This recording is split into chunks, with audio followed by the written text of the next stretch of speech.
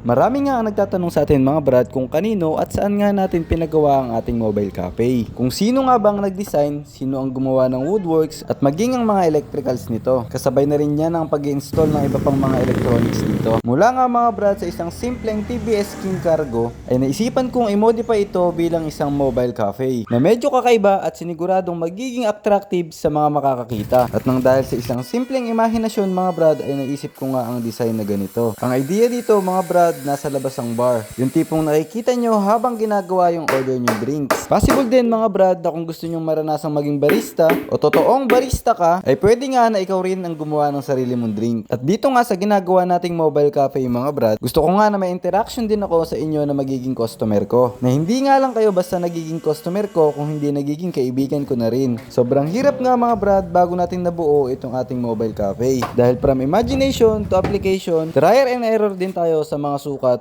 ng mga cabinet at iba pang piyesa nito. Along the way, may mga nadadagdag at nababawas sa plano natin. Dahil hindi rin tayo professional pagdating sa woodworks mga brad, maraming pagkakataon na inuulit o nagkakamali tayo sa mga sukat. Speaking of sukat mga brad, may ilang mga nagtatanong nga sa atin kung anong sukat ng bawat anggulo nitong mobile cafe natin. Pero hindi natin to maibigay. Nasabi ko nga mga brad, trial and error lang din ako sa mga sukat nito. Na hindi naman sa pagdadamot mga brad, gusto ko lang din na pagsumikapan nyo kung gusto nyo magkaroon ng ibang mobile cafe. Hindi naman tayo madamot pagdating sa mga idea mga brad. Kaya nga rin ako nag-upload ng mga gantong video para pwede nyong gayahin o makakuha kayo ng mga idea. May ilang mga bagay lang din talaga na hindi na natin kayang ibigay. Pero sana mga brad sa mga gantong simpleng video ay natutulungan ko kayo. Dahil sobrang nakakatuwa nga mga brad pag nakikita mo na yung output ng pinaghihirapan mo. After nga na mabuo natin tong ating mobile cafe mga brad, sa sobrang excited ay sinubukan naming ilabas at mag-dinner kasama ang ating mobile cafe. So hanggang dito na lang mga brad. Sana'y nakatulong sa inyo ang simpleng bidyong ito. Ingat and happy brewing.